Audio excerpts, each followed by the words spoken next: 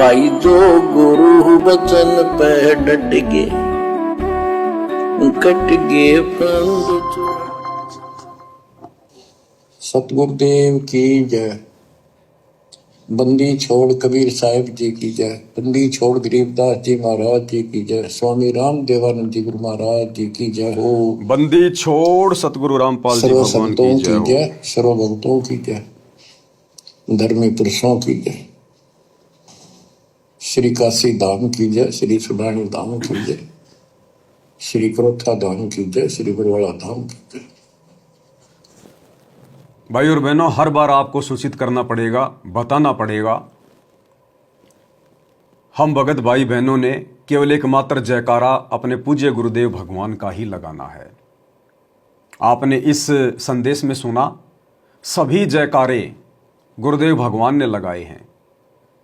एकमात्र जयकारा गुरुदेव अपने भक्तों के लिए छोड़ते हैं जब उनके खुद के नाम का जयकारा लगाने का समय आता है।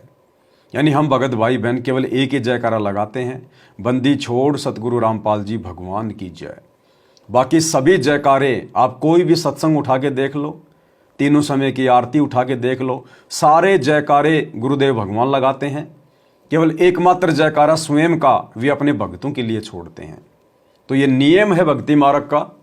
भक्ति पर सफल होने के लिए भगत ने केवल एकमात्र अपने गुरुदेव भगवान का ही जयकारा लगाना होता है। हमने ना तो गरीबदास जी का जयकारा लगाना, ना दादा गुरु जी का लगाना, ना पंडित चिदानंद जी का लगाना, ना अन्य किसी महापुरुष का जयकारा लगाना। गुरुदेव कहते हैं, एक कै साधे सब सदें, सब साधे सब जाय, माली सींचे मूलकू, फले फूले अघाय। तो हमने इन बातों का विशेष तौर पर ध्यान रखना है। और दंडोत प्रणाम एकमात्र अपने गुरु को। हमने अपने गुरुदेव भगवान और उनकी फोटो के अलावा किसी को भी दंडोत प्रणाम नहीं करना है।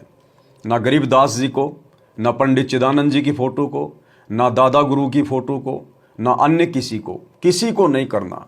जब गुरुदेव भगवान ने हमें अपने माता पिता के चरण छूने से भी मना कर दिया, यानी चरण केवल अपने गुरु के छूने हैं, अपने गुरु के अलावा किसी के नहीं। चरण छूने का मतलब है दंडवत करना, प्रणाम करना, उसकी पूजा करना। तो हमने अपने घर पर और दरबार में जहां पर हम दंडवत करते हैं, वहां सामने भी हमने केवल अपने गुरु का ही फोटो रखना है। हमने अपने दरबार साहिब में अपने गुरु के अलावा किसी और का फोटो नहीं रखना। ना अपने किसी परिवार के मरे हुए व्यक्ति का, ना किसी अन्य देवी देवता का, ना ही पंडित चिदानंद जी की, ना गरीबदास जी की, ना दाढ़ी मूछ वाले नकली कबीर की, किसी की फोटो नहीं रखनी। हमने अपने घर पर ही नहीं रखनी है। ठीक है, गुरुदेव की जो पुस्तकें हैं, उन पुस्तकों में यदि अन्य महापुरुषों की फोटो हैं तो वो फोटो उसमें पड़ी रहेंगी, हमें कोई दिक्कत नहीं है। हमारा जो मंत्र कार्ड है उसमें देवी देवताओं की फोटो है, हमें कोई दिक्कत नहीं है। हमारी आस्था बिल्कुल भी अन्य किसी भी महापुरुष में नहीं होनी चाहिए। और अपने दरबार में तो विशेषकर हमने अपने गुरुजी के अलावा अन्य किसी की फोटो रखनी ही नहीं है।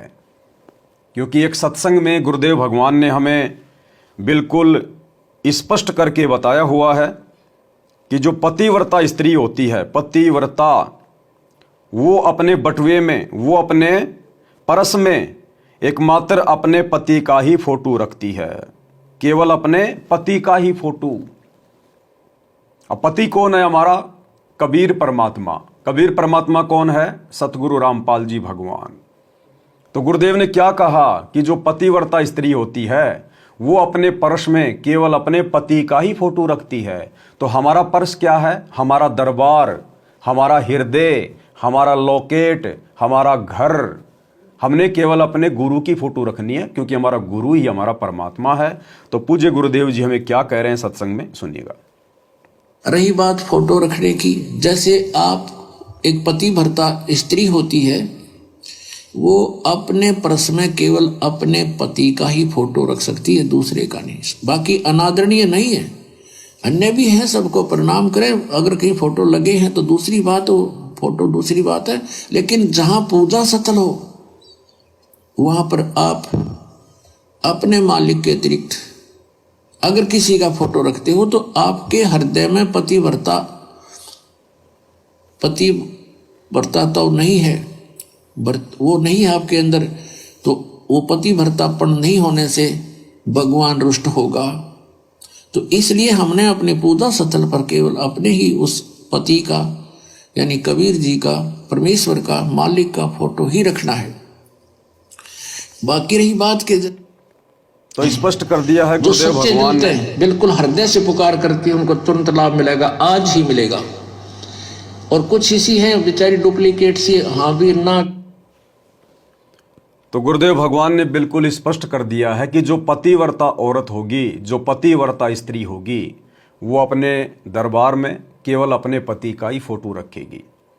अब गुरुदेव भगवान स्वयं को तो कबीर परमात्मा कह नहीं सकते, उनकी मजबूरी है। इसलिए गुरुदेव ने स्पष्ट कर दिया कि केवल अपने एक मालिक का, केवल कबीर भगवान का। अब वो मालिक कौन है हमारा, कबीर भगवान कौन है हमारा, अब ये तो आप और हमने विचार करना पड़ेगा।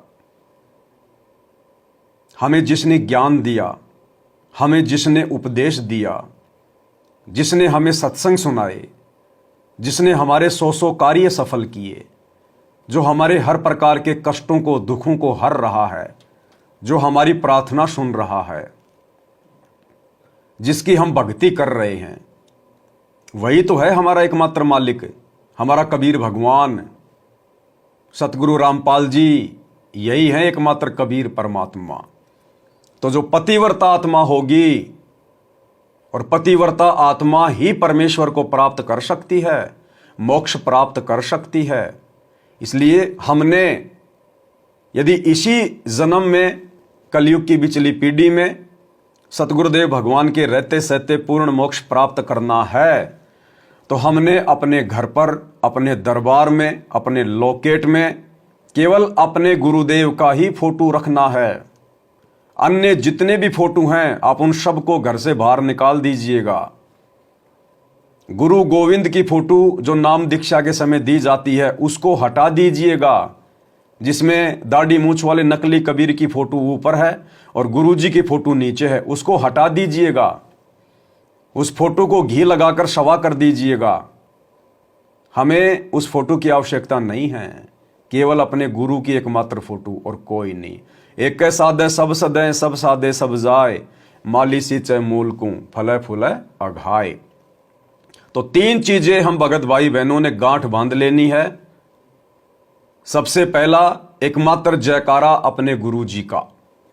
हमारे गुरु जी का वास्तविक नाम है कबीर। तो बंदी छोड़ कबीर साहिब की जय, या फिर बंदी छोड़ सतगुरु रामपाल जी भगवान की जय, केवल यही जयकारा।